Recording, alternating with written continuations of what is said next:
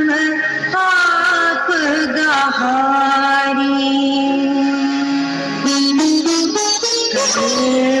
बरुआतम पाप गहारी।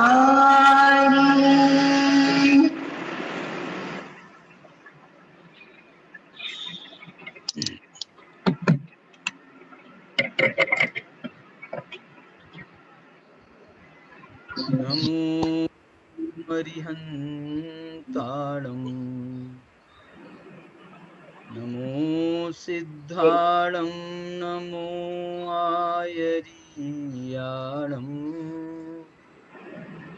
नमो वज्रायाणं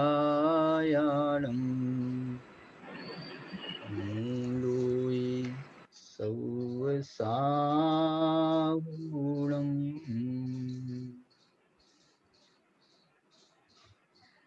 जीवादि सद्दहनं सम्मत्तं तेऽसिमधिगमोणाणम् रायादि परिहरणं चरणं मे सोदुमोक्षपहो।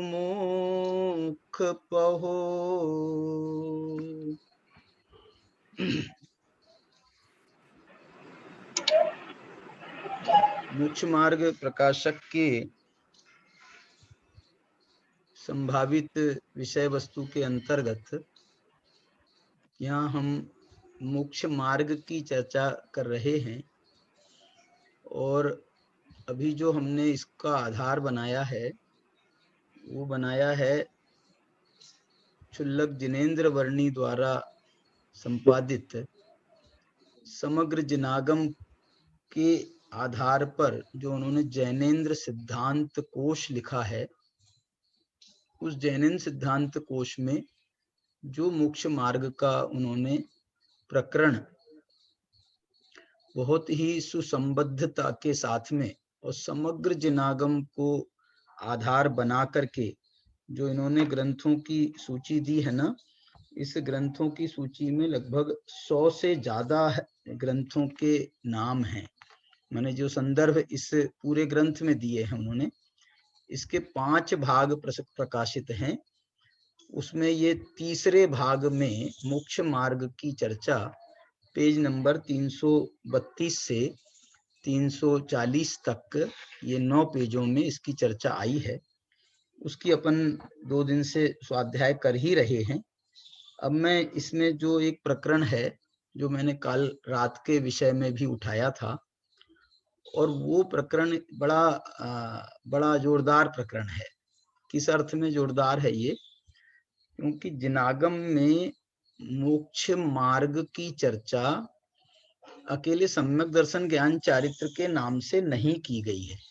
ये आपको थोड़ा सा सुनने में अटपटा लगेगा। असल में हम लोगों के ऊपर तत्वार्थ सूत्र का इतना गहरा प्रभाव हुआ है कि अब मोक्ष मार्ग कहा जाएगा तो बस सम्यक दर्शन ज्ञान चारित्राणी मोक्ष मार्ग है, बस वो सूत्र हमको याद आता है और हमको फिर उसकी टीकाएं बहुत विस्तार के साथ में आचार्यों ने लिखी है, तो उसका जो है बहुत विस्तार हुआ है। पूर्ववर्ती विद्वानों पर उसका जो है ना बहुत गहन प्रभाव रहा है। तत्वार्थ सूत्र असल में जो है ये पाठ्यक्रमों के कोर्स में है। तत्वार्थ सूत्र है, उसकी टीकाएं सर्वार्थ सिद्धि है, राजवार्तिक है, श्लोक वार्तिक भी आगे जाकर के आचार्य वगैरह के कोर्स में आता है। तो जो है ना इसकी टीकाओं का जो है पूरा वायुमंडल में व्याप्त है। लेकिन जिनागम में आचार्य कुंद भगवान से लेकर के हम कहें, और मैं अभी तो आपको एक और धवला का आपको एक कोटेशन बताना चाहूंगा। तो इसमें तो उन्होंने मोक्ष का मार्ग जो है ना, मोक्ष मार्ग जो है, ये शब्द जो है ये प्रचलित है हमारे यहाँ पर। ये उमा स्वामी ने ही दिया है ऐसा नहीं है। इसको मोक्ष मार्ग शब्द कुंद भगवान ने भी दिया है और आचार्यों ने भी दिया है। लेकिन मोक्ष मार्ग का मतलब क्या? मोक्ष का मार्ग का मतलब है जो मोक्ष का मार्ग है, माने जो मोक्ष के कारण हैं, जो मोक्ष के हेतु हैं, जिनसे मोक्ष होता है। ये मार्ग भी वही होता है ना, जिस मार्ग पर चल करके हम अपने गंतव्य पर पहुंचते हैं। ऐसा मार्ग का एक बहुत अच्छा अर्थ है। इसमें जब टीका में पूछा सर्वार सिद्धि वगैरह टीकाओं में, ये मार्ग क्या होता है, मार्ग क्या होता है, तो मालूम क्या जवाब दिया आचार्य ने? उन्होंने जवाब दिया है, मार्ग एव मार्ग। जैसा मार्ग होता है वैसा मार्ग होता है, वैसा मार्ग होता है वैसे यहाँ मार्ग है, ऐसा मतलब यहाँ पर ये मार्ग वास्तव में कोई क्षेत्रात्मक नहीं है, कोई सड़कें नहीं है इस मार्ग पर, लेकिन फिर भी जो स्थितियां उसमें बताई हैं, जो मार्गत्व उसमें बताया है कि इस पर चलोगे, सम्यक दर्शन ज्ञान चारित्र के मार्ग पर चलोगे, ये भावात्मक है। माने ये जो है भावलोक में बनी हुई सड़कें हैं, ये भावलोक में। ये द्रव्य लोक में आपको ये सड़कें नहीं मिलेंगी, ये मार्ग नहीं मिलेगा। भावलोक में ऐसा ये मार्ग आपको दिखेगा, आप देखना चाहो तो ये जो है मार्ग है, ये मार्ग है, तो मार्ग के समान ये मार्ग है, ऐसा उन्होंने इसका जवाब लिखा है। इसमें मैं आपको जो बताना चाह रहा हूं, मार्ग के मोक्ष मार्ग की चर्चा मोक्ष मार्ग से नाम से हो, मोक्ष के हेतुओं के नाम से हो, मोक्ष के कारणों के नाम से हो, है ना। जो कोई भी इस प्रकार के जो शब्दावली है उसका जहां भी प्रयोग किया जाए तो आप ये समझना ये सब मोक्ष मार्ग की ही चर्चा है। इसलिए जो है मैं दूसरे शब्दों में आपको बताऊंगा ना, तो आप बोलोगे यहाँ मार्ग शब्द तो है नहीं। जैसे एक उदाहरण मैंने रात को बताया था आपको सर्वार सिद्धि में, देखो उसी तत्वार सूत्र के पहले सूत्र में सम्यक दर्शन ज्ञान चारित्राणि मोक्ष मार्ग है कहा जा रहा है, और इसी तत्वार सूत्र के चौथे सूत्र में, माने पहले ही अध्याय के चौथे सूत्र में, जब उनने जीव जीव आश्रव बंध संवर निजरा मोक्षास तत्वम 7 तत्वों के नाम बताए, तो वहां पर उन्होंने संवर और निर्जरा तत्व के व्याख्यान करते हुए सर्वार सिद्धिकार लिखते हैं, मोक्षस्य प्रधान हेतु संवरो, मोक्ष का प्रधान हेतु संवर है। बाद में उन्होंने उसमें और जोड़ा निर्जराचा, मोक्ष का जो प्रधान हेतु है संवर है, और निर्जराचा। देखो निर्जरा यद्यपि बड़ा काम करती है, तीव्र पुरुषार्थ होने पर निर्जरा होती है, लेकिन संवर का जो रोल है ना, संवर का रोल वो यदि ना हो तो आपकी निर्जरा जो है कोई कार्यकारी नहीं हो पाएगी। क्यों? क्योंकि संवर में नए कर्मों को आने से रोकना है। आप जब तक नए कर्मों को आने से नहीं रोकोगे, और आप कितनी निर्जरा करते जाओ, आप कितनी निर्जरा करते जाओ, तो आपकी निर्जरा कैसे सार्थक होगी? जो उदाहरण दिया जाता है ना 7 तत्वों को समझाने के लिए, वो नाव का उदाहरण दिया जाता है, तो नाव के उदाहरण में नाव को अजीव तत्व कहा जाता है, नाविक को नाविक कहा जाता है। नाविक को क्या, जीव को नाविक कहा जाता है, जीव को नाव चलाने वाला है, और अजीव जो है ये नाव है। अब ये चलते चलते चलते इसमें एक छेद हो गया नाव में, इसका नाम आश्रव तत्व है, और उसके उस छेद से पानी भरने लगा उसके अंदर, नाव के अंदर, इसका नाम बंध तत्व है। अब हम देखो, अब हमको जो है ये पानी भरता जाएगा तो ये जो नाव डूब जाएगी, नाव डूब जाएगी तो नाव भी डूबेगी और हमको भी साथ में डुबो ले जाएगी, माने हम भी, हमारा भी सत्यानाश हो जाएगा। तो उपाय क्या है भैया बताओ, सबसे पहला उपाय बताओ, सबसे पहला उपाय क्या है? बोले जो नाव में पानी भर गया है फेंको उसको, नाव में पानी भर गया है फेंको उसको। तो जो बुद्धिमान होते हैं वो ये कहते हैं ये सही मार्ग नहीं है भैया। आप जो है ना, नाव में जितना पानी भर गया है, अभी नाव डूब तो नहीं रही ना, उससे नाव डूब तो नहीं रही ना, इसलिए तुम उसकी चिंता मत करो, लेकिन ये पानी आने का जो रास्ता है, जिस छेद से ये पानी आ रहा है, उस छेद को तुम पहले बंद करो।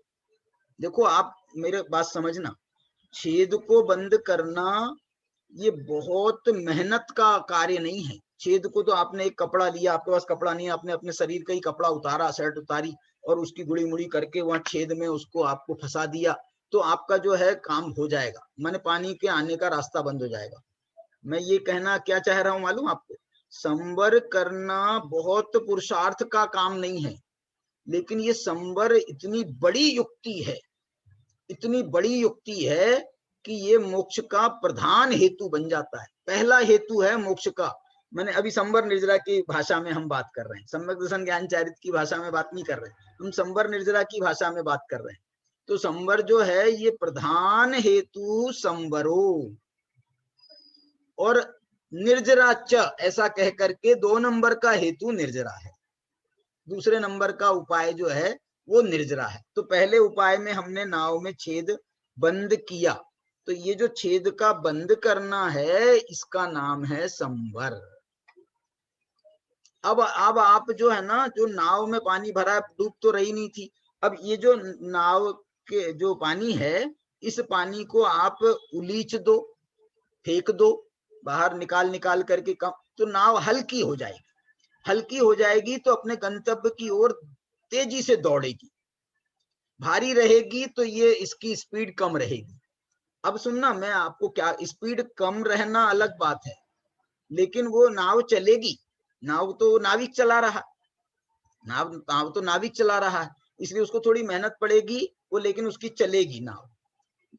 निर्जरा हो जाए माने पानी फेंक दोगे तो बहुत अच्छी बात है, लेकिन एक दूसरा कारण बता रहा हूं मैं आपको, एक ये युक्ति बता रहा हूं आपको, ये मैं ऐसा होता नहीं है मोक्ष मार्ग में, निर्जरा होती ही होती है, मोक्ष मार्ग में निर्जरा होती ही, लेकिन कोई ये कहे कि हम निर्जरा नहीं करेंगे, चलो अब हमारा मोक्ष होगा क्या नहीं, तो मैं ये कह रहा हूं मोक्ष से प्रधान हेतु संवरः, निर्जरा के बिना भी मोक्ष हो जाएगा।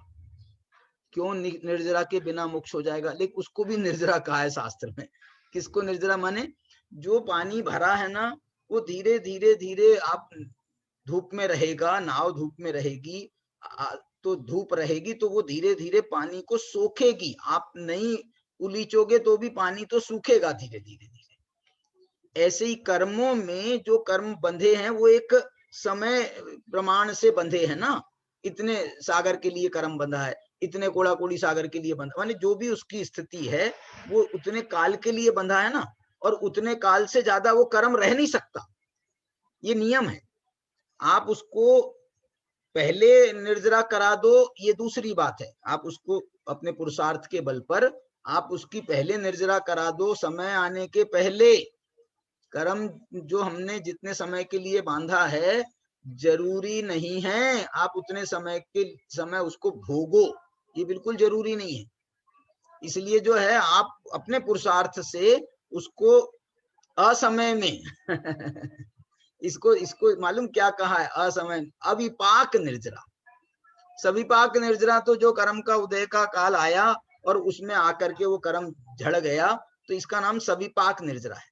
तो माने ये जो कर्म समय पाकर के भी जो कर्म झड़ रहे हैं ना, इसका नाम भी निर्जरा है, ये बोल रहा हूं। निर्जरा का मतलब है कर्मों का छूटना, अब अपने समय आने पर छूटना अथवा पुरुषार्थ के बल पर हम उसको समय के पूर्व ला करके खिरा देवे, वो जो है दोनों प्रकार की निर्जरा मान्य है। इसको पुरुषार्थ सहित में निर्जरा और पुरुषार्थ रहित निर्जरा, इस भाषा में जब इसका नाम दिया जाता है तो इसी निर्जरा को दूसरी भाषा में प्रस्तुत किया जाता है सकाम और अकाम। सम्यक पुरुषार्थ के साथ जो निर्जरा होती है वो है सकाम निर्जरा, और जो मिथ्या पुरुषार्थ के साथ में निर्जरा होती है अकाम निर्जरा उसका नाम अकाम निर्जरा है। अकाम निर्जरा को ऐसा कहा है कि ये कोई काम की नहीं है क्योंकि संवर पूर्वक नहीं है। संवर पूर्वक जो निर्जरा है वही निर्जरा काम की है। मोक्ष मार्ग में संवर पूर्वक होने वाली निर्जरा को ही स्थान दिया गया है। मोक्ष निर्जरा तो होती रहती है, निर्जरा तो हमारी भी चल रही है, मालूम आपको भी सविपाक निर्जरा तो हो ही रही है ना, हमारी कर्म हमारे छूट रहे हैं ना, जो पूर्व बंधे हुए कर्म हैं हमारे भी छूट रहे हैं, तो निर्जरा तो हमारी भी हो रही है। लेकिन इसमें चूंकि संवर का वो नहीं है, सहयोग नहीं है, संवर पूर्वक नहीं है। इसलिए हम क्या करते हैं, निर्जरा करते हैं और उससे ज्यादा बांध लेते हैं। करणान योग का नियम है, 1.5 गुनी हानि, कुछ ऐसा नाम दिया है उन्होंने। वो 1.5 गुनी हानि कर्मों की निर्जरा निरंतर हो रही है, लेकिन उतने ही कर्मों का बंध भी निरंतर हो रहा है। समय प्रबद्ध कहा है, समय प्रबद्ध। तो इसलिए जो है 1.5 गुण हानि, कुछ ऐसा कहा, इतनी तो इतने कर्म जीव के साथ में, संसारी जीव के साथ में रहते ही रहते हैं। समय प्रबद्ध कर्म जो हैं वो झड़ रहे हैं, और समय प्रबद्ध कर्म, प्रमाण कर्म, वो नए बांध रहे हैं। ऐसा ऐसा शास्त्र का वचन है। इसलिए मैं ये कहना चाह रहा हूं आपको, निर्जरा 2 नंबर का उपाय है, संवर पहला उपाय है, पहला उपाय है संवर। और क्योंकि वो जो संवर का विरोधी आश्रव है, वो आश्रव के माध्यम से बंद होता है। छेद हुआ नाव में, उसके माध्यम से पानी घुसा नाव में, तो इसका नाम बंद है। छेद का नाम आश्रव है, मालूम? आश्रव किसका नाम है? आश्रव किसका नाम है? आश्रव छेद का नाम है। आश्रव से कोई कर्म आत्मा में आश्रव मात्र से प्रवेश नहीं कर पाते हैं। आश्रव का मतलब तो है आना, और ये आना अर्थ भी जो है ये उस अर्थ में ही है, सामान माने आता है। मतलब जैसे कोई छेद हो जाती है ना, जब कोई चीज में, नाव में छेद हो जाए, तो मालूम है आपको, छेद होता है तो वो वहां से पानी का स्रोत चालू होता है, माने उससे पानी बाहर जाता है। तो आसपास का जो पानी होता है उसमें होड़ मचती है कि ये छेद में कौन घुसे, ऐसा होता है। हमारे घर में जो है ना, हमने सर्दियों में हमने दरवाजा बंद रखा है, तो हवा का एक बूंद हवा प्रवेश नहीं कर रही है। लेकिन हम देखते हैं, ट्रेनों वगैरह में देखते हैं, यदि वो खिड़की में जरा सा कोई सांध रहे, तो जो है ना, अभी तो हमको अच्छा लग रहा था, कोई बात नहीं थी दिन में, जब रात के समय सोए हैं और ठंड बढ़ रही है, तो वो जो हवा उसमें से साए साए करके घुसती है, वो हमको जो है हिला देती है। ये क्यों आती है वो हवा? वैसे तो आपका दरवाजा बंद रहे तो नहीं आएगी, बिल्कुल पैक रहे खिड़की तो नहीं आएगी, लेकिन उसमें जरा सा छेद यदि है, कहीं से सांध है, तो उसमें घुसता है, हवा घुसती है उसके अंदर। ऐसे ही ये आत्मा में आपने यदि जरा सी छेद करी, आत्मा में छेद किया, तो उससे जो है ये कर्म का आगमन होना शुरू हो जाता है, कर्मों के आगमन। तो इसलिए कर्मों का आगमन कहो अथवा छेद को कहो, छेद का नाम आश्रव है, छेद का नाम आश्रव है, द्वार का नाम आश्रव है, और उस द्वार के बंद करने का नाम संवर है। हमने कर्मों को आने से रोका है, माने हमने तो द्वार बंद किए, कर्म अपने आप आने से रुक गए। कर्मों को आने से रोकने का कोई पुरुषार्थ नहीं है, पुरुषार्थ है द्वार के बंद करने का। ये देखो, संवर निर्जरा का प्रकरण चालू हो गया, तो संवर निर्जरा की चर्चा अपन और 7 तत्व की जब चर्चा करेंगे, तो उसमें अपन संवर निर्जरा की चर्चा और विस्तार के साथ में करेंगे। लेकिन मेरे को तो यहाँ पर आपको यही बताना था कि मोक्ष मार्ग जो है, अकेले सम्यक दर्शन ज्ञान चारित्र के नाम से नहीं जाना जाता। मोक्ष मार्ग संवर निर्जरा के 7 तत्वों के माध्यम से जब हम जानने जाते हैं, तो ये जो है ना, 7 तत्वों में संवर निर्जरा के माध्यम से मोक्ष मार्ग जाना जाता है। संवर निर्जरा ध्यान मोक्ष संवर निर्जरा के द्वारा मोक्ष होता है। तो ये मोक्ष के कारण हो गए, मोक्ष के हेतु हो गए, ये मोक्ष का मार्ग हो गया। एक तो ये व्याख्या संवर निर्जरा के को मोक्ष का मार्ग कहा शास्त्र में, बड़ी बात है ना। इसमें मैंने रात को ये कोशिश की थी आपको कि सम्यक दर्शन ज्ञान चारित्र से इसका विरोध है क्या, बताओ? सम्यक दर्शन ज्ञान चारित्र से इसका विरोध है क्या संवर निर्जरा का? ना ना ना ना ना ना, भाषा भल अलग अलग है, इसका कोई विरोध नहीं है। संवर में एक प्रकार से सम्यक दर्शन और सम्यक ज्ञान को शामिल किया जाता है, और चारित्र का भी एक पार्ट आता है।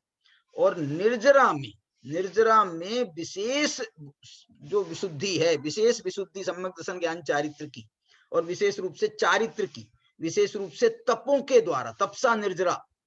तो तपों के द्वारा जो निर्जरा होती है, उसको हम मोक्ष मार्ग में विशेष रूप से निर्जरा कहा गया है। जो अविपाक निर्जरा है मोक्ष मार्ग में, उसको विशेष, क्योंकि तप के द्वारा अविपाक निर्जरा होती है। सविपाक निर्जरा तो निरंतर चल रही है, सविपाक निर्जरा के लिए कोई तप आदि करने की जरूरत नहीं है। वो तो कर्म तो जो भी जिनका समय पूरा हो गया, वो कर्म तो आत्मा से छूटते ही छूटते हैं, इसका नाम निर्जरा है। इस दृष्टि से जो है, मैं आपको जो ये कहना चाह रहा हूं कि ये संवर में सम्यक दर्शन ज्ञान चारित्र संवर में भी शामिल है, और ये सम्यक दर्शन ज्ञान चारित्र विशेष रूप से तप आदि के माध्यम से वो इसमें निर्जरा में भी शामिल है। संवर को मालूम, जो सम्यक दर्शन है ना, सम्यक दर्शन, इसको सबसे पहला संवर का हेतु कहा गया। बोलो कहाँ कहा है? संवर का सबसे पहला हेतु सम्यक दर्शन को कहा गया। कहाँ कहा? देखो, कहा तो है मिथ्यात्व के प्रसंग में, माने आश्रव के प्रसंग में, आश्रव के प्रसंग में, और बल्कि बंध के प्रसंग में उन्होंने जो कारण गिनाए हैं, वहां पर बंध के कारणों में मिथ्या दर्शन, अविरति, प्रमाद, कषाय, योगा, बंध हेतवः, ये 5 बंध के हेतु कहे गए हैं। तो बंध के हेतु जो हैं वो आश्रव कहलाते हैं, बंध के हेतु। तो आश्रव के ये 5 भेद हो गए, मिथ्या दर्शन, अविरति, प्रमाद, कषाय। तो ये आश्रव है मिथ्या दर्शन, और आश्रव निरोध का नाम है संवर। तो जो संवर का पहला हेतु हो गया सम्यक दर्शन। और आप जो है, इसको मैं आपको प्रमाण देता हूं। चलो, इसका प्रमाण जो है धवला में मिलता है। यहाँ तो तत्वार सूत्र में तो आश्रव के हेतु, आश्रव के भेद गिनाए और बंध के हेतु गिनाए। वहां पर उन्होंने मिथ्या दर्शन को पहला कारण माना। 2 नंबर का कारण है अविरति, 3 नंबर का कारण है प्रमाद, 4 नंबर का कारण है कषाय, 5 नंबर का कारण है योग। ये जो है बंध के हेतुओं में सबसे प्रधान हेतु। इसलिए संवर निर्जरा को जैसे उन्होंने मोक्ष का कारण कहा, तो अब संसार का कारण क्या कहलाएगा? तो इसके विरुद्ध जो आश्रव बंध हैं, ये संसार के कारण है। अथवा ऐसा कहेंगे, क्या कहेंगे? बंध है संसार, और बंध का कारण है आश्रव। संसार कहलाता है, बंध जो है वो संसार है, और बंध के अभाव में मोक्ष है। माने इसलिए बंध के कारणों में अकेले आश्रव को गिनाया है, जबकि मोक्ष के कारणों में उन्होंने संवर और निर्जरा दोनों को गिनाया है। उसमें क्योंकि निर्जरा में जो है ना, वो बंध का एक देश अभाव है, बंध का एक देश अभाव है, उसका नाम निर्जरा है, और बंध का पूर्ण अभाव है, उसका नाम मोक्ष है। ये उसके पीछे दृष्टि है। तो यहाँ पर मैं आपको जो कह रहा हूं ना कि मिथ्या दर्शन आदि को बंध के कारण कहे हैं, लेकिन यहाँ पर धवला में कौन सी पुस्तक है? 7वीं पुस्तक है धवला की। उस 7वीं पुस्तक में उन्होंने 7वीं पुस्तक का पेज नंबर तो इसमें नहीं दिया है, लेकिन इसमें जो उसका बिंदु क्रमांक है वो 217 दिया है। 7वीं पुस्तक है। 7वीं पुस्तक में उन्होंने ये लिखा है, सूत्र दिया है। सूत्र क्या सूत्र दिया? मैं देखो सूत्र पढ़ रहा हूं। सम्मदंसन संजमा कषाय अयोगा मुख्य कारणानी। कारणानी भी लिखा है, इसमें करणानी भी लिखा है। करणानी ये मोक्ष के करण हैं, मोक्ष के कारण हैं, मोक्ष के हेतु हैं, मोक्ष मार्ग हैं। लेकिन इसमें एक बात ध्यान रखना, इसमें उन्होंने 4 नाम गिनाए, 4 नाम गिनाए। कौन कौन से? सम्मदंसन, दूसरा संजम, तीसरा अकषाय, और चौथा अयोग। क्या छूट गया बताओ? तत्वार सूत्र के हिसाब से क्या छूट गया? तत्वार सूत्र के हिसाब से इसमें प्रमाद छूट गया, प्रमाद छूट गया। तो ये जो है ना, ये हमारे यहाँ 2 परंपराएं रही हैं ऐसी। पूर्ववर्ती आपको जो परंपरा मिलेगी ना, पूर्ववर्ती परंपरा, कुंद ने भी प्रमाद का नाम आपका समय सार वगैरह में नहीं लिया। उन्होंने 4 ही हेतु बताए हैं। उन्होंने भी बंध के हेतुओं में 4 हेतु बताए हैं। तो उन्होंने जो है प्रमाद का उल्लेख नहीं किया है। और ऐसे ही जो ये जैसे यहाँ का मैं आपको बताऊं, धवला का बता रहा हूं, यहाँ पर भी उन्होंने प्रमाद का, पूर्व परंपरा ऐसी थी ये वहां स्वामी आचार्य ने विशेष रूप से ये प्रमाद को भी उन्होंने जोड़ा है, प्रमाद को भी उन्होंने इसमें विशेष रूप से जोड़ा है। वैसे इन्होंने जो है इसकी प्रमाद जो है ना, प्रमाद को कैसा माना है, प्रमाद तो प्रमाद की परिभाषा तत्वार्थ सूत्र में दी है, उसमें तो सूत्र में सर्वार सिद्धि वगैरह में लिखा है कुशलेषु अनादरः प्रमादः। क्या लिखा? कुशल में अनादर करना इसका नाम प्रमाद है। कुशल माने क्या? जो अच्छे कार्य हैं। कुशल माने जो बहुत अच्छे कार्य हैं, उन कार्यों का अनादर करना उसका नाम प्रमाद है। अब यहाँ पर जो इन्होंने प्रमाद कह दिया ना, मिथ्या दर्शन अविरति प्रमाद, प्रमाद, तो वो जो प्रमाद है वो प्रमाद तो अकेला संजुलन कषाय की तीव्रता का नाम प्रमाद है वहां पर। क्यों? क्योंकि मिथ्यात्व अविरति के बाद उसका नंबर आ रहा है, और वो नंबर आ रहा है व्रतों में प्रमाद का नाम प्रमाद कहा उन्होंने, व्रतों में प्रमाद का, संयम में प्रमाद का नाम प्रमाद कहा। तो वो जो है तीन कसाई चौकड़ी के अभाव में उस प्रमाद का नाम प्रमत्त संयत। असल में ये जो प्रमाद शब्द डाला है ना उमा स्वामी आचार्य ने, ये इन्होंने गुणस्थान की परिपाटी से डाला है। गुणस्थान की परिपाटी में जो प्रमत्त संयत नाम आता है, प्रमत्त संयत और अप्रमत्त संयत, तो वहां जो उन्होंने प्रमाद का उल्लेख किया है, तो उमा स्वामी आचार्य ने इसमें बड़ी संधियां मिलाई हैं। बड़ी संधियां मिलाई हैं माने उन्होंने आगम को बहुत बड़े स्पेक्ट्रम में, उनको सूत्र बनाना था ना, तो उन्होंने सूत्र बनाया। यहाँ तो ये सूत्र नहीं है, ये तो एक प्रकार से इनको भी सूत्र कहा जाता है। सठखंडागम के सूत्र, सठखंडागम सूत्राणी सूत्र कहा जाता है। कुन कुन भगवान की गाथाओं को सूत्र कहा जाता है। तो इस अपेक्षा से ये जो है ना, ये भी सूत्र हैं, लेकिन कुंदा अमृत उमा स्वामी आचार्य ने कॉम्पैक्ट किया। तो उन्होंने जो है बोले यार ये प्रमाद का गुणस्थानों में नाम आता है, इसको क्यों नहीं हम आश्रव बंद के कारणों में इसको भी डाल देंगे। तो वो उस अपेक्षा से उन्होंने उसको डाला है। लेकिन और बहुत सारे कारण हैं, बहुत सारे कारण हैं, करणान योग वालों ज्यादा अच्छे से बता सकेंगे। बहुत सारे कारण क्या हैं जिसमें उन्होंने प्रमाद को नहीं डालने का, इसमें मोक्ष मार्ग में प्रमाद को, मोक्ष मार्ग में मतलब इन प्रत्ययों में प्रमाद को क्यों नहीं डाला। एक बात बताऊं मैं आपको, छठवें सातवें गुणस्थान से ये प्रमाद और अप्रमाद का बात कही जाती है, लेकिन छठवें सातवें गुणस्थान दोनों गुणस्थानों का जो चारित्र है वो एक ही है, उसका नाम है क्षोभसम चारित्र। दोनों गुणस्थानों का जो चारित्र है वो एक ही है।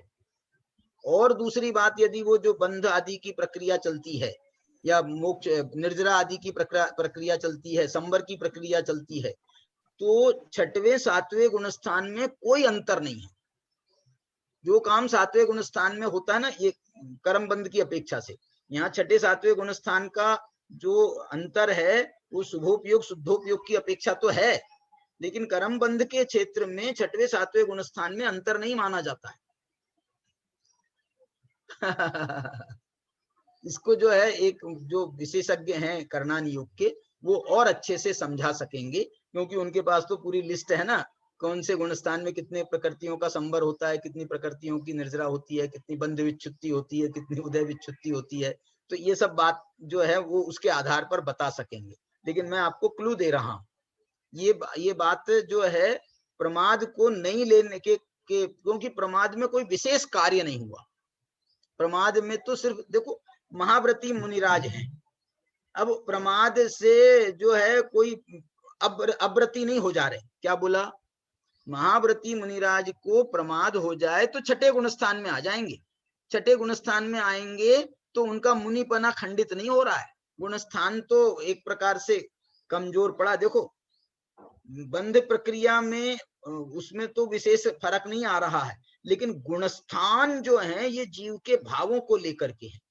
तो भावों में उन्होंने प्रमत्त गुणस्थान का अलग गुणस्थान माना और अप्रमत्त भाव का अलग गुणस्थान माना, लेकिन वहां ही सिर्फ संयम को लेकर के। लेकिन मैं तो कह रहा हूं सम्यक्त में यदि हम प्रमाद करेंगे तो क्या कहोगे?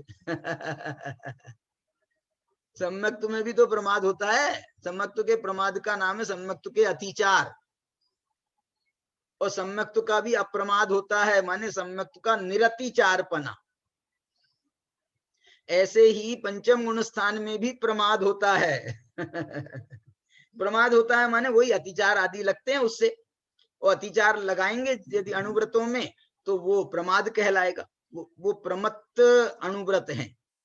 और जो निरतिचार अनुव्रत हैं वो अप्रमत्त अनुव्रत हैं। सम्यक दर्शन के प्रसंग में जो शंकादि दोष लगा रहे हैं, यदि अतिचार लगा रहे हैं, तो इसको कहेंगे हम प्रमत्त सम्यक दर्शन। सम्यक दृष्टि, प्रमत्त सम्यक दृष्टि और अप्रमत्त सम्यक दृष्टि। छायिक सम्यक दर्शन वाला वो अप्रमत्त सम्यक दृष्टि है, और ये जो चौपसम सम्यक्त्व वाला ये प्रमत्त सम्यक दृष्टि है। ऐसे जो है ये तो सब प्रमाद सब जगह चलता है, ये कहना है मेरा। प्रमाद तो सब जगह चलता है। इसलिए एक और हेतु बताता हूं मैं आपको कि उमा स्वामी आचार्य ने जब मिथ्या दर्शन अविरति प्रमाद कषाय योगा बंध हेतवः ये सूत्र बनाया, तो उन्होंने प्रमाद को कौन से स्थान पर रखा है, आप बताओ। प्रमाद को कौन से स्थान पर रखा है? उनने प्रमाद को बीच में रखा है। 5 प्रत्यय बताए हैं, 5 प्रत्यय में तीसरा प्रत्यय है प्रमाद। इसका मतलब ये है कि ये मध्य दीपक है। ये प्रमाद जो है वो मिथ्या दर्शन के साथ भी लगता है, ये प्रमाद जो है अविरति के साथ भी लगता है। इसलिए मध्य दीपक माने, और इसके बाद में अप्रमत्त चालू हुआ, तो अप्रमत्त जो है वो कषाय के साथ में भी लगता है आगे के प्रत्यय में, और योग में भी लगता है। ऐसे ऐसे इसमें माना जाएगा सब चीजों में। और इसको गुण स्थानों में हम देखें ना, तो इन्होंने गुण स्थान है हमारे पास में 14 गुण स्थान। उसके बीच के गुण स्थान लगभग बीच के हैं, लगभग बीच के हैं। सबसे बीच के तो उनके 7वां और 8वां बैठेगा, है ना। 6 यहाँ हो गए, 6 यहाँ हो गए, और बीच में 7वां 8वां बैठेगा बीच के। लेकिन ये जो प्रमाद अप्रमाद के गुण स्थान है ये 6वें 7वें हैं। ये 6वें 7वें गुण स्थान भी मालूम क्या बताते हैं? ये बताते हैं कि 6वां गुण स्थान प्रमत्त संयत का है, 6वां गुण स्थान प्रमत्त संयत का है।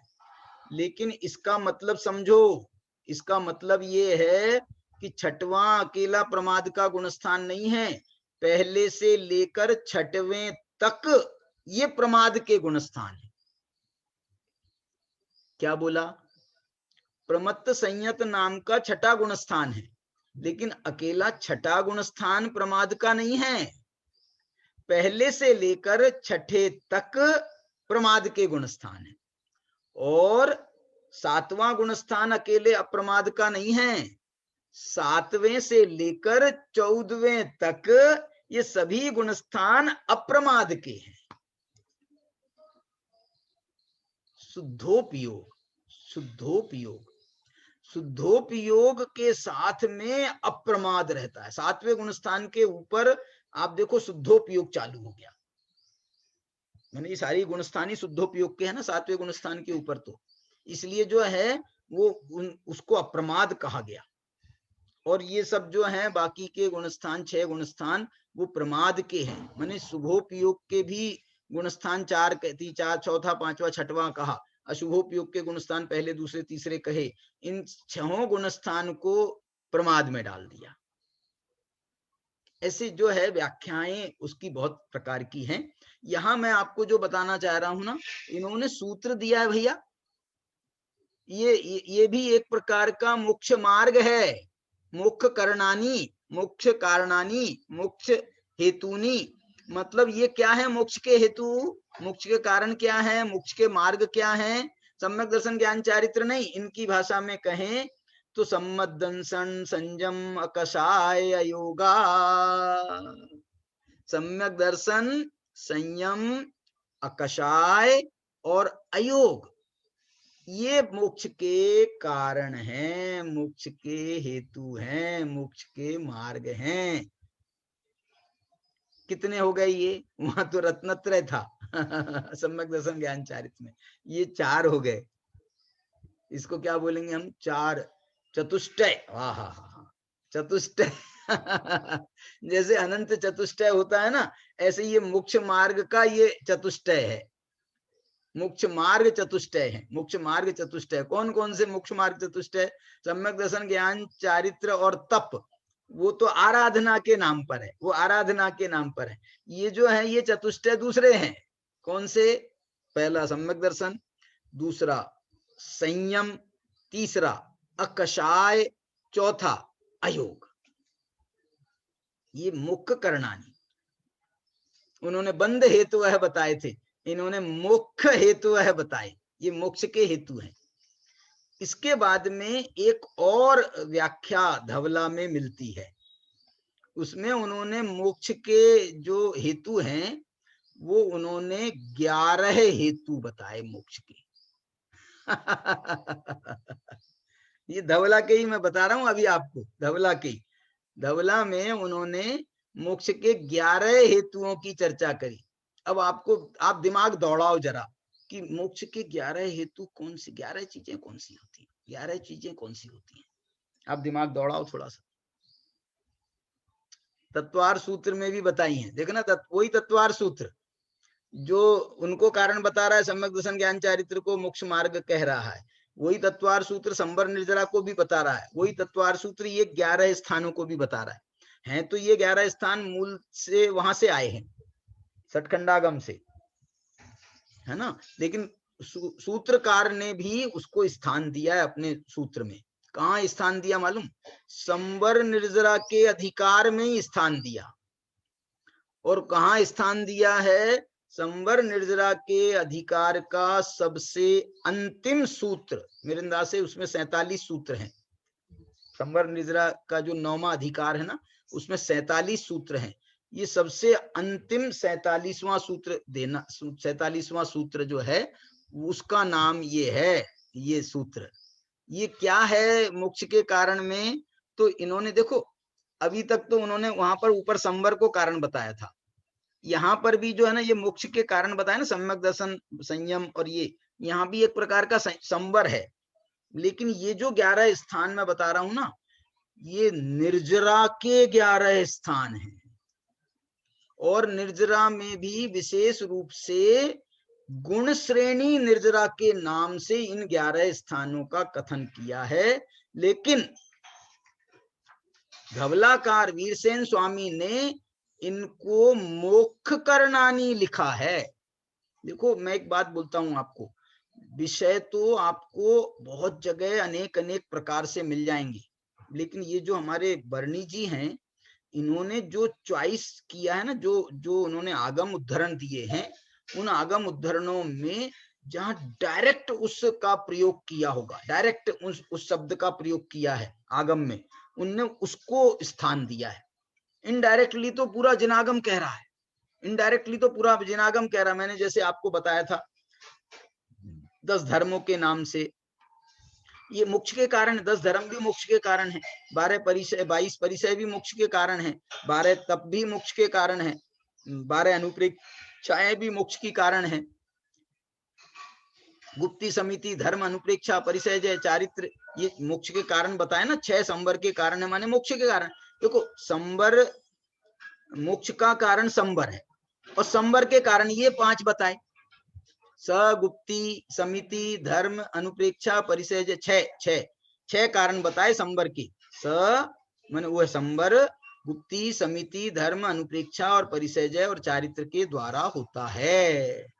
क्या मतलब हुआ? मोक्ष का कारण संबर और संबर के कारण ये, और संबर को बीच में से गौण करो तो ये 6 मोक्ष के कारण है, ऐसा कहे जा सकता है। तो इसलिए मैं कह रहा हूं, अलग अलग जो है शैली में तो आपको बहुत मिल जाएगा, सब जगह आपको इसका मोक्ष मार्ग का मिलेगा। पूरा जिनवाणी मोक्ष मार्ग के बाहर है ही नहीं, सम्यक दर्शन ज्ञान चारित्र के बाहर है ही नहीं जिनवाणी पूरी। लेकिन इन्होंने जो उद्धरण विशेष रूप से दिए हैं, उन उद्धरणों में जिस शब्द की चर्चा चल रही है, उस शब्द का प्रयोग अवश्य किया गया है।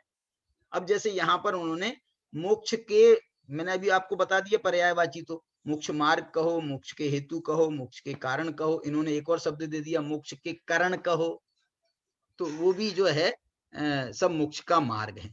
इसमें उन्होंने ये लिखा, एक शब्द और दे दिया इन्होंने, मोक्ष के कारण कहो या मोक्ष के प्रत्यय कहो, प्रत्यय शब्द का प्रयोग करते हैं यहाँ पर। प्रत्यय, प्रत्यय कहते हैं कारण को, करण को। और ये प्रत्यय जो है ना दोनों प्रकार के होते हैं, सम्यक प्रत्यय भी होते हैं और मिथ्या प्रत्यय भी होते हैं। तो जो आश्रव बंध के कारण है प्रत्यय, जो मिथ्या दर्शन, अविरति, प्रमाद, कषाय, योगा, बंध, हेतवः, वहां हेतवः शब्द का भी प्रयोग किया है, उनको प्रत्यय भी कहा गया है। और यहाँ पर इन्होंने मोक्ष के हेतुओं को उनको प्रत्यय कहा। देखो ये इनकी भाषा, आपको सूत्र बताऊं इनका।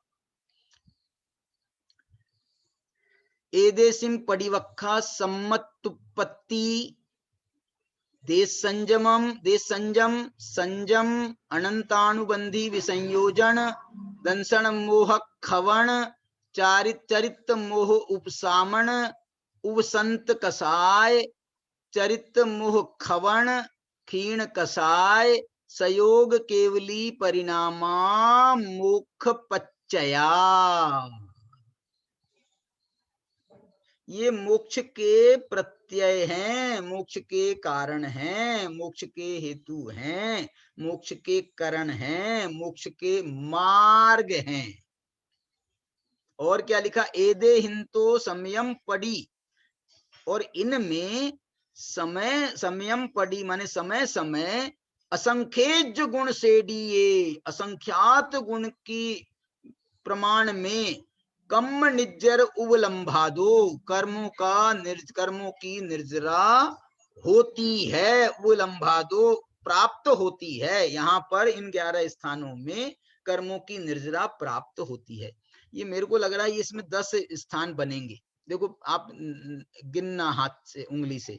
सम्मत उत्पत्ति 1, देश संयम 2, संयम 3, अनंतानुबंधी विसंयोजन 4, दर्शन मोह क्षपण 5, चारित्र मोह उपशमन 6, चारित्र मोह उपशांत मोह 7, और क्या है चारित्र मोह क्षपण, उपशमन नहीं क्षपण माने क्षपक श्रेणी, ये हुआ 8वां। उसके बाद में चारित्र मोह का नाश कह दें या 12वां गुण स्थान जो है क्षीण कषाय, ये हुआ 9वां। और 10वां हुआ सयोग केवली। इन्होंने सयोग केवली लिखा, लेकिन विशेष रूप से देखो ये इस पर ध्यान देने की बात है, इन्होंने सयोग केवली डायरेक्ट लिखा है। लेकिन उमा स्वामी आचार्य ने जब सूत्र बनाया है, और ये जो 47 नंबर का 47 नहीं है, ये 45 नंबर का सूत्र है। 47 तो सूत्र है टोटल, लेकिन ये अंतिम सूत्र नहीं है। इसमें ये इसके पहले जो है ये 45 नंबर का सूत्र है, इसके बाद 2 सूत्र और हैं। इसमें क्या लिखा उन्होंने, इसमें उन्होंने भी नाम तो 10 ही गिनाए हैं, नाम तो 10 ही गिनाए हैं, लेकिन उन्होंने कहा है ये एकादश स्थान है। गुण श्रेणी निर्जरा के 11 स्थान माने जाते हैं, गुण श्रेणी निर्जरा के 11 स्थान माने जाते हैं। अब इसमें 10 ही नाम आए तो इसमें थोड़ा हमको विचार करने की बात है।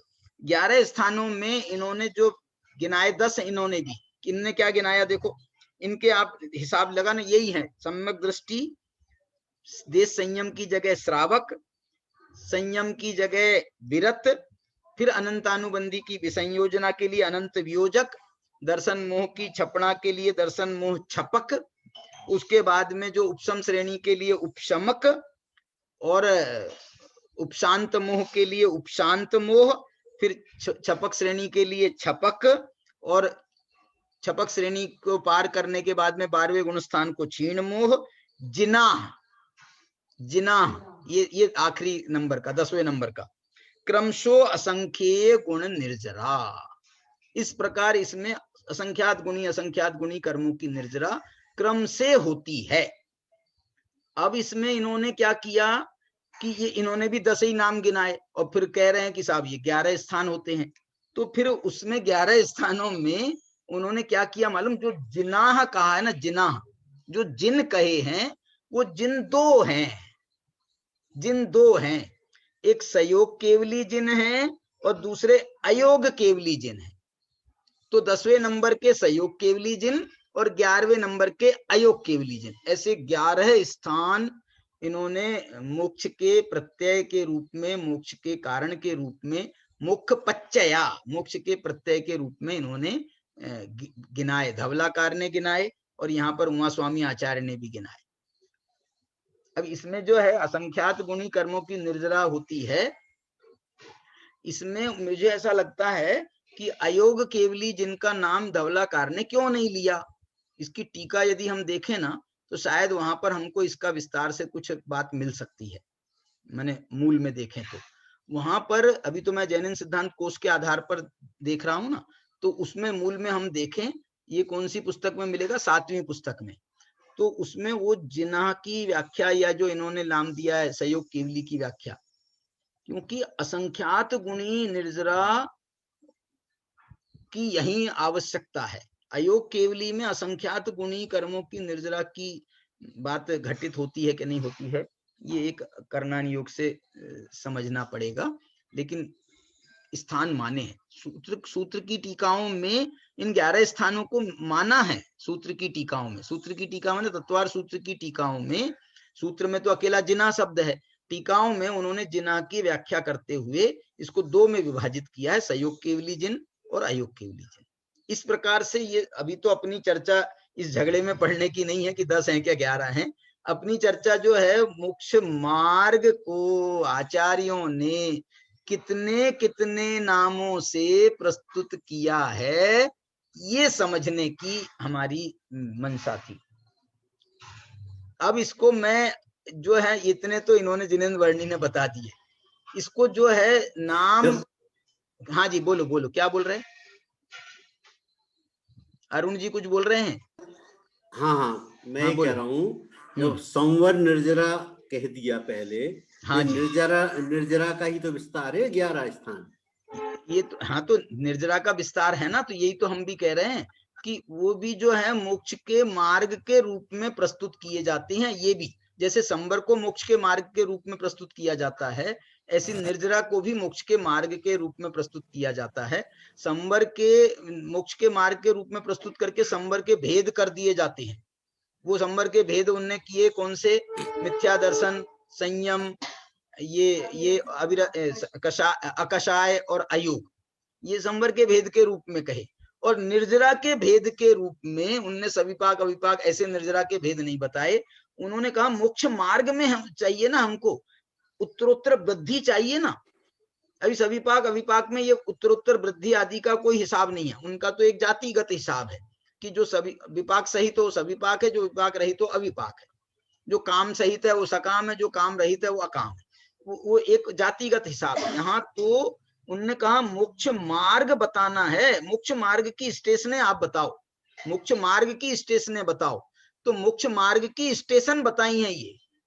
पहली स्टेशन का नाम है सम्मतुपत्ति, और विशेष रूप से जो असंख्यात गुणी निर्जरा की बात कही गई, असंख्यात गुणी निर्जरा की बात, तो इसमें जो है ना, देखो ये सम्यक दृष्टि शब्द का प्रयोग किया उमा स्वामी आचार्य ने, लेकिन धवलाकार ने मालूम क्या शब्द का प्रयोग किया है? धवलाकार ने सम्मतुपत्ति शब्द का प्रयोग किया। क्या मतलब है? क्योंकि असंख्यात गुणी निर्जरा सम्यक दृष्टि को चौथे गुण स्थान में इस सम्यक उत्पत्ति के काल में होती है विशेष रूप से। बाद में सामान्य परिस्थिति में जब सम्यक दर्शन हो गया, उसके बाद में उसकी असंख्यात गुणी निर्जरा होना ये फिर विकल्प से हो जाता है। कल मैंने एक शब्द बोला था ना, भजनीय, विकल्प से, माने कभी होती भी है और कभी नहीं भी होती है। लेकिन इसका मतलब ये नहीं है कि निर्जरा नहीं होती है सम्यक दृष्टि को, उसको भी निरंतर निर्जरा चलती है। भले ही असंख्यात गुणी नहीं है लेकिन संख्यात गुणी चलती है। उसके लिए कुंद कुंद भगवान ने एक गाथा कही है 20 नंबर की चारित्र पाहुड़ में, उसमें उन्होंने ये स्पष्ट लिखा है कि सम्यक दृष्टि को संखिज्य असंखिज्य गुणम वा, संख्यात गुणी अथवा असंख्यात गुणी कर्मों की निर्जरा होती है। यहाँ उन्होंने जो असंख्यात गुणी कर्म की निर्जरा के, माने ये जो ट्रेन है ना भाई साहब, ये जो ट्रेन है ये सुपरफास्ट ट्रेन है, ये हर स्थान पे नहीं रुक रही है। ये जो है जहां असंख्यात गुणी कर्मों की निर्जरा होती है वही स्थानों पर रुक रही है। जहाँ असंख्यात गुणी कर्मों की निर्जरा हो रही है वहीं रुक रही है। ये संख्यात गुणी कर्मों की निर्जरा के स्थानों पर नहीं रुक रही, क्योंकि इसने अपना इस गाड़ी का स्वरूप ही ऐसा है कि भाई हर प्रदेश में एक जगह रुकेगी। ऐसी ट्रेनें हैं, इतने बड़े बड़े प्रदेश हैं, पूरा मध्य प्रदेश, तो ट्रेन चलती है वो वहां दक्षिण से आती है, वहां तक जाती है, तो वो सिर्फ मध्य प्रदेश में एक स्थान पर रुकती है, बाकी कहीं नहीं रुकती है, वो भोपाल रुकेगी। अब उसके बाद में ग्वालियर जैसा स्टेशन आता है, मध्य प्रदेश के और बड़े बड़े स्टेशन हैं, लेकिन जो है उसको नहीं रुकना। बोले एक जगह रुक गई, तुमको दे दिया स्टॉप, तुम बोलो तो भोपाल बदल करके ग्वालियर दे देते हैं, लेकिन दो नहीं देंगे। तो ऐसी जो है ये ट्रेन बताई। मोक्ष का मार्ग देखो, मार्ग है इव मार्गा, मार्ग है तो उसकी चर्चा मार्ग के हिसाब से करो ना। मार्ग है तो उसमें कौन रास्ते में कितने स्टेशन आएंगे, कितने गांव आएंगे, कितने जगह आएंगी, कितने नगर आएंगे, कितने महानगर आएंगे, आप बताओ। मार्ग है ये मार्गा। तो ये अलग अलग मार्ग बताते हैं, इसको अलग अलग मार्ग बताते हैं, और अलग अलग स्टाइल की जो है उनने संबर निर्जरा के माध्यम से बताया मार्ग। संबर एक दो स्टॉप है मोक्ष मार्ग की, एक संबर है और एक निर्जरा। इन्होंने कहा नहीं साहब हमारी ट्रेन 11 स्टॉपेज पे रुकेगी, तो इन्होंने ये 11 संबर असंख्यात गुणी निर्जरा के स्टॉप बता दिए। उन्होंने कहा साहब हमारी ट्रेन तो 3 जगह रुकेगी, तो उन्होंने कहा सम्यक दर्शन, सम्यक ज्ञान, सम्यक चारित्र, ये 3 स्टॉपेज बना दो। उन्होंने कहा साहब हमारी ट्रेन में 4 स्थान हो सकते हैं, तो उन्होंने कहा ये ले लो 4, सम्यक दर्शन, संयम, अकषाय और अयोग। बोले साहब हमको 5 स्टेशनों पर रोकना है गाड़ी, तो बोले ये ले लो, सम्यक दर्शन, व्रत, अप्रमाद, अकषाय और अयोग, ये 5 ले लो। अथवा 4 स्टॉपेज के लिए मैं आपको दूसरा भी मोक्ष का मार्ग बताना चाहता हूं। ये जो 4 थे इनने बताए हैं, दूसरा जो 4 आराधनाएं हैं, 4 आराधनाएं ये मोक्ष के मार्ग हैं। दर्शन आराधना, ज्ञान आराधना, चारित्र आराधना, तप आराधना, ये मोक्ष के मार्ग हैं। ये मोक्ष के मार्ग हैं। अकेले रत्नत्रय के भाषा में ही मोक्ष का मार्ग नहीं है, ये आराधना की भाषा में मोक्ष के मार्ग 4 हैं। और कहें हम आचारों की भाषा में, आचार कहें ना पंचाचार, तो उनकी भाषा में यदि कहें तो मोक्ष के मार्ग कितने, तो बोले पंचाचार। ये पंचाचार ये वाले 5 जो थे, सम्यक दर्शन, मिथ्यात्व, अविरति, प्रमाद, कषाय, योगा, इनके विरुद्ध 5। उनके अलावा ये जो 5 है ना, इसमें दर्शनाचार, ज्ञानाचार, चारित्राचार, तपाचार, वीर्याचार। देखो एक आचार्यों की ये बड़ी सोच रही कि उन्होंने कहा यार देखो जो मौलिक है ना, जो मूल है दर्शन ज्ञान चारित्र, ये मूल हैं, इनको रख करके आपको जितना विस्तार करना है करो। तो 4 आराधनाओं में दर्शन ज्ञान चारित्र को रख करके विस्तार किया, 4 में एक तप को जोड़ दिया। फिर पंचाचार में दर्शन ज्ञान चारित्र को रख करके, दर्शन ज्ञान चारित्र को रख करके एक तप का आचार जोड़ दिया, एक वीर्याचार जोड़ दिया। ऐसे जो है आचार्य भगवान इसकी अलग अलग शैलियों में वो मोक्ष के मार्ग की चर्चा कर रहे हैं, मोक्ष के मार्ग की चर्चा कर रहे हैं। एक बात बताऊं मैं आपको, ये जो 7 तत्व कहे हैं, 7 तत्व, ये जो है ना मोक्ष मार्ग की ही शैली में वर्णन है। ये जो 7 तत्व है ना, इनको 7 तत्व का मतलब है इनको विश्व का स्वरूप नहीं बताना था, ये विश्व किमात्मक है। विश्व का स्वरूप बताने के लिए तो 6 द्रव्य काफी हैं, 6 द्रव्य कहो, 5 अस्थिकाय कहो, उनसे वो विश्व का स्वरूप बताते हैं। 7 तत्व और 9 पदार्थ जिसे हम कहते हैं, इनको तो आचार्यों ने विशेष स्थान दिया है। ये मोक्ष मार्ग में हेतुभूत है इन 7 तत्वों का जानना, 7 तत्वों को समझना, या 7 तत्वों का जो स्थान है ये मोक्ष मार्ग में स्थान है इनका। इनको मालूम क्या लिखा टोडरमल जी ने, बताओ। टोडरमल जी ने भी लिखा है और उनने दौलत राम जी ने क्या लिखा है बताओ, 7 तत्वों को क्या लिखा, बोलो नरेश जी। 7 तत्वों के बारे में दौलत राम जी ने छैढ़ाला में क्या लिखा, उन्होंने लिखा है जीवादि प्रयोजन भूत तत्व सरधे तिन माही विपर्ययत्व। वो तो ये कह रहे हैं जीवादि प्रयोजन भूत तत्व, इनको जो विपर्यत्व के साथ में श्रद्धान करता है वो मिथ्या दृष्टि है। वो तो वहां पर तो वो मिथ्या दृष्टि का परिचय करा रहे हैं, लेकिन उन्होंने मिथ्या दृष्टि का सबसे बड़ा अपराध ये माना।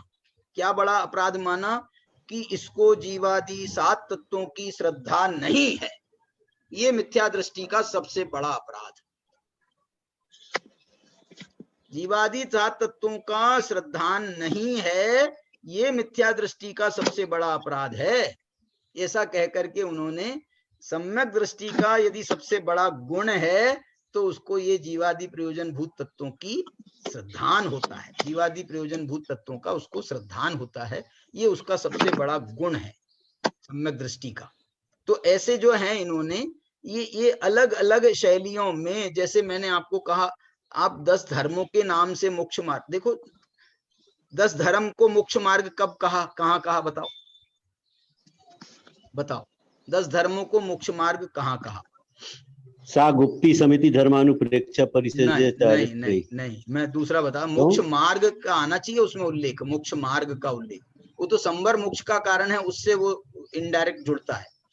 इसका मालूम है, इस 10 धर्मों के लिए बोल रहा हूं मैं, 10 धर्मों के लिए सीधे सीधे अकेले 10 धर्मों के लिए उन्होंने कहा उत्तम क्षमा मार्दव आर्जव भाव है, सत्य शौच संयम तप त्याग उपाव है, आकिंचन ब्रह्मचर्य धर्म 10 सार हैं। अब लिख रहे हैं मोक्ष का मार्ग, कौन लिख रहे हैं, दयानंद राय जी। चहु गति दुख ते काढ़ मुक्ति करतार हैं। ये 10 धर्म मोक्ष के कारण हैं और इसमें भी उत्तरोत्तर वृद्धि होती है। दर्शन ज्ञान चारित्र तो ये जीव के मौलिक भाव हैं, जिसको उत्तम क्षमा मार्दव आर्जव को उन्होंने भाव कहा, और उसके बाद में सत्य शौच संयम तप त्याग इनको उपाय कहा। काय के उपाय हैं बताओ, काय के उपाय हैं, ये मोक्ष के उपाय है ना, मोक्ष के उपाय हैं, इनको उपाय संज्ञा दे दी। फिर इसके बाद में कहा इन 10 धर्मों का यदि कोई सार है तो बस 2 धर्मों में आप गर्भित कर लो, आकिंचन ब्रह्मचर्य धर्म 10 सार है। तो ये जो है ना, और ये चहु गति दुख ते काल, ये आकिंचन ब्रह्मचर्य जो अंतिम 2 धर्म हैं, ये चारों गतियों से निकाल करके मुक्ति करतार है, माने मोक्ष में चारों गतियों से निकाल करके जीव को मोक्ष में धर देते हैं मोक्ष रूपी स्थान में सकुशल इस जीव को पहुंचा देते हैं उसके गंतव्य तक। ऐसा ये बड़ा पवित्र जो है चर्चा, ये इन्होंने सम्यक दर्शन ज्ञान चारित्र के अलावा भी मोक्ष मार्ग की चर्चा आगम में किन किन संदर्भों से, किन किन व्याख्याओं से की गई है, उसकी चर्चा को अपन ने आज यहाँ पर पूरा किया है। अब हमको जो है आगे की जो चर्चा चलेगी, इसमें अब मोक्ष मार्ग के जो भेद प्रभेद हैं उनके माध्यम से, भेद प्रभेद माने सम्यक दर्शन ज्ञान चारित्र ये भी भेद कहे जा सकते हैं, लेकिन यहाँ पर निश्चय मोक्ष मार्ग, व्यवहार मोक्ष मार्ग, इनकी भाषा में अब क्या है निश्चय मोक्ष मार्ग, क्या है व्यवहार मोक्ष मार्ग, इनका बहुत सुंदर विश्लेषण और बहुत विस्तृत विश्लेषण इन्होंने किया है जिनेंद्र वर्णी ने। अब ये प्रकरण अपन जो चलाएंगे ये तीसरी पुस्तक में ही आएगा और पेज नंबर 335 पर आएगा। तो अभी अब तक का अपना प्रकरण 334 तक का पूरा प्रकरण हो गया है। अब 335 से आगे की चर्चा अपनी कल से चलेगी। चलिए अभी अपन ध्यान कर ले, 2 मिनट का ध्यान। आज ध्यान का सूत्र बताओ, कौन सा ध्यान का सूत्र करना है? क्या मोक्ष मार्ग रास्ते तो बहुत बताए हैं, 3 भी 5 भी 10 भी 11 भी, मगर मगर सब मूलभूत तो समकित आत्मानुभूति के बिना और वाह समकित के बिना वाह वाह, कोई भी मोक्ष मार्ग शुरू नहीं हो सकता है, क्योंकि वो समकित के अनंत गुनी निर्जरा होती है। वाह वाह वाह। इसलिए मूलभूत बात को समकित का ही देखो ध्यान करें। इसमें सही इनने बहुत सुंदर विषय दिया है। इन्होंने कहा कि आप 3, 4, 5, 6, 7, 10, 11 इनमें मत जाओ और कम करो। अभी अपने को ध्यान करना है ना, अनुभूति में जाना है, तो इनको कम करें। तो 2 मोक्ष का मार्ग है, ज्ञान क्रियाभ्याम मोक्ष, ये 2 मोक्ष के मार्ग हैं। एक मोक्ष का मार्ग बताओ। तो एक मोक्ष का मार्ग है सम्यक्त्व, और इसको अध्यात्म की भाषा में कहें तो इसका नाम है अनुभूति। ये मोक्ष का मार्ग है, आत्मानुभूति ही मोक्ष का मार्ग है। तो एक मोक्ष का मार्ग आत्मानुभूति का हम ध्यान करें 2 मिनट का। बहुत सुंदर विषय नरेश जी ने दिया और उसका अपन ध्यान, आत्मानुभूति जरूरी है, बाकी सब मजबूरी है। अब ध्यान करो आप।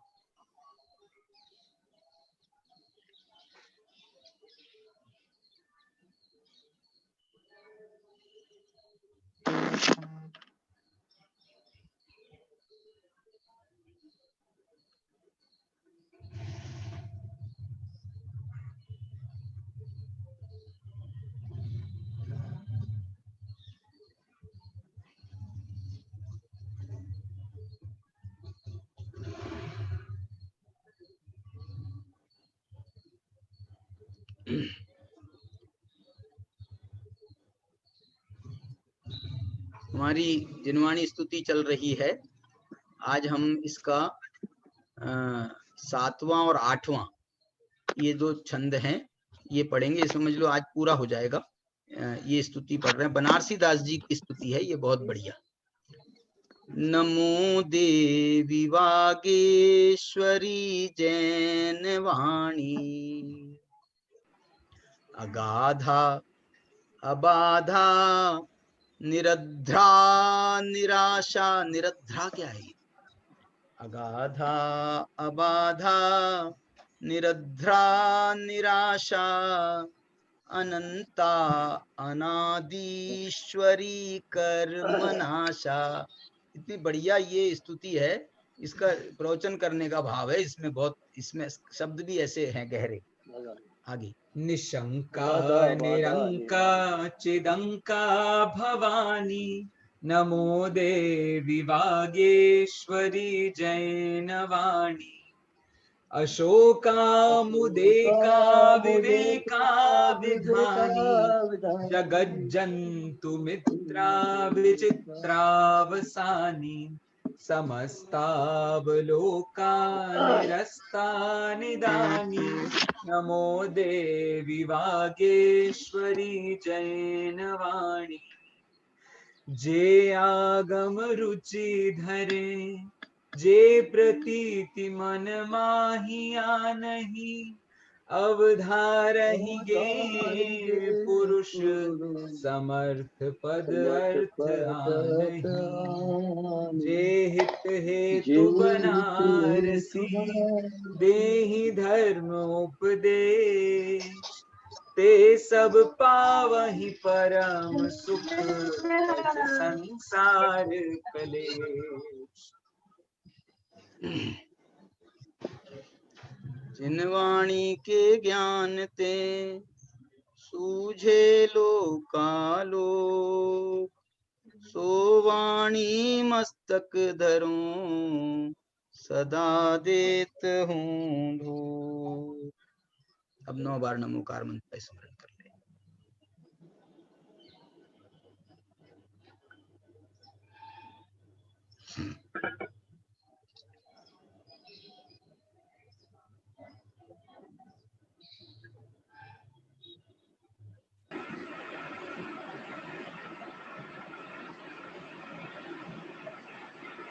जिनवाणी माता की जय।